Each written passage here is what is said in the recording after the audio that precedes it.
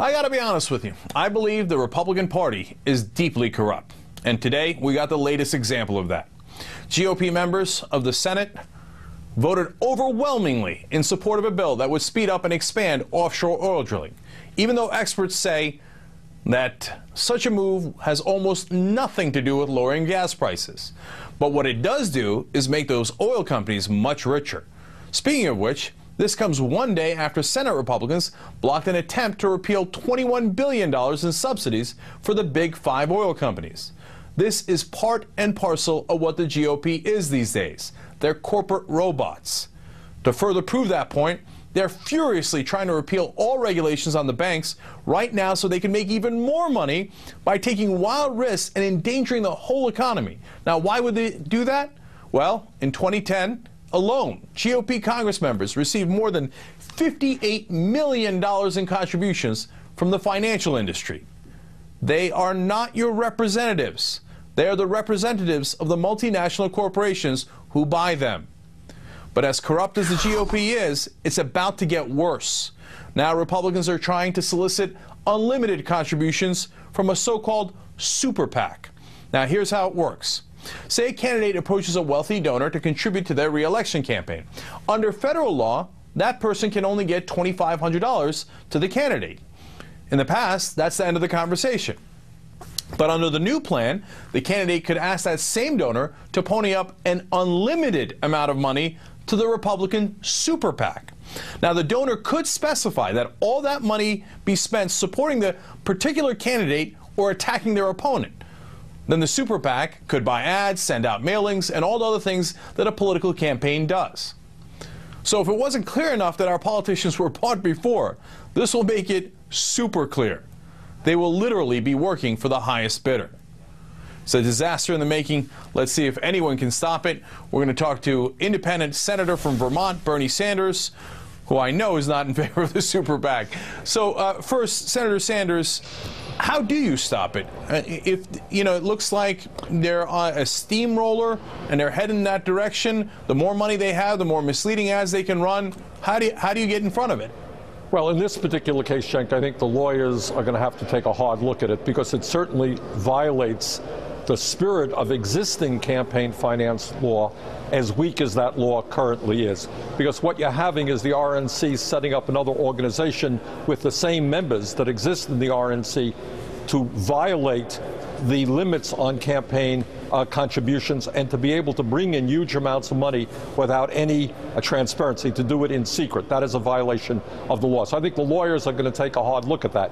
But the deeper issue is, as you've just articulated, is that big money owns and controls much of what takes place here in the United States Congress. We had a bad situation before. Since Citizens United, the situation is much, much worse. And in a variety of ways, we have got to have to take apart Citizens United. We need to pass legislation to minimize what it is doing. And at the end of the day, we're probably going to have to pass a constitutional amendment which makes the radical opinion, brings forth the radical opinion that, guess what, a corporation is not a person and that a handful of billionaires cannot pollute and take over the political system by spending unlimited sums of money in secret in order to elect candidates who support their agenda. I couldn't possibly agree more with you on that front. I do want to discuss the legal issue a little bit more. The guy who's leading this for the Republicans is a guy named James Bopp Jr., and he's the one that created the 527s in the first place. Those are the nonprofit groups that do the attack ads. He's the one that brought the Citizens United case in the first place, and he's the one that's pushing the super PAC. And to your point about how it might be illegal, well, here's what he said. Who cares? The Supreme Court doesn't care, and I don't care. The FEC, which is the Federal Election Commission, doesn't care. No one that matters cares. Wow, what a quote. But you know what? Is he right about that, Senator Sanders? I mean, he's got 5 conservatives on the Supreme Court. If it goes there, is he saying, well, we're going to win anyway? It doesn't matter what's right or wrong. Well, the answer is we got to give him credit for his incredible arrogance and for his contempt for the political process and for his belief that, in fact, the Supreme Court with a 5-4 vote is there to protect big money interests. I'm not so sure that he is right. Even the Supreme Court I think, may take a hard look at this and rule that it is absolutely in violation of existing campaign finance law. I think in this case they may have gone too far. But at the end of the day, the point that he is making is saying money runs everything and we can't be stopped. And you're asking me how ultimately we fight back against that. Well, the way you fight back effectively is through grassroots organizing. These guys may have billions of dollars, they may have a Supreme Court, they may be able to attract the money from the Koch brothers and other billionaires. But if we can build a strong grassroots movement of politically conscious people who understand that the function of government is to represent working people and the middle class and not billionaires, you know what, we can beat them. And I think one of the important points that we now have is to make it very, very clear how corrupt the system is, to what degree the billionaires and large corporations are manipulating the campaign finance system in order to give tax breaks to the rich, in order to continue unregulated free trade, in order to deregulate Wall Street and the oil companies and environmental protection laws. So I think their arrogance may be something that we can effectively use against them. Senator Sanders, I think that the system is corrupt, as I explained and as you agree. But I want to get into a little bit more specifics. I believe the Republican Party is a wholly owned subsidiary of these corporations. I don't think they are honest actors. I don't think they think, oh, well, how about this drilling law? How's it going to affect the American people? How about these oil subsidies? How's it going to affect the American people? I think they only care about how it affects their bottom line. Do you think that's accurate?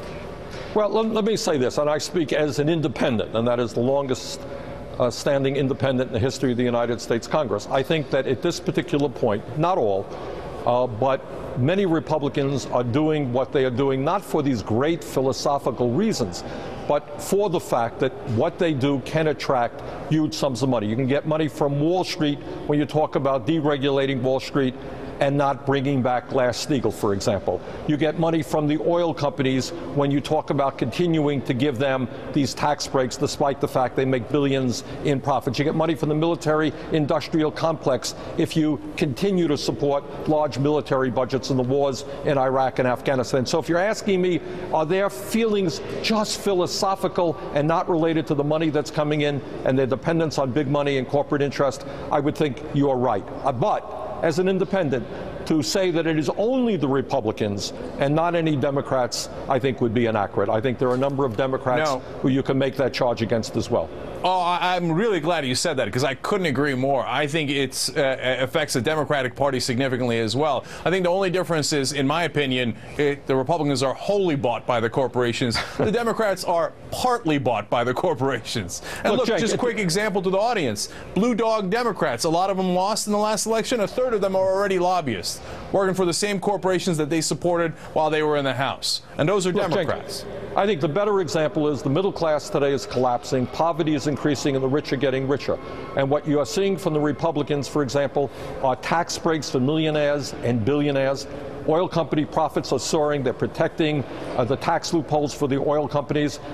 They are working day by day by day for the interest of the wealthiest, the most powerful people. The needs of the middle class and working families are not being heard at all. In fact, as you well know, the budget that passed the House is going to decimate Medicaid, voucherized Medicare, huge cuts to education, environmental protection, and the needs of our kids. So this is a party that is there to protect the interests of the wealthy and the powerful. We need to educate, we need to organize, we need to defeat them, we need to put pressure on those Democrats who are also indebted to corporate interests. Absolutely. We've got to fight back, and one guy leading the fight is Independent Senator Bernie Sanders.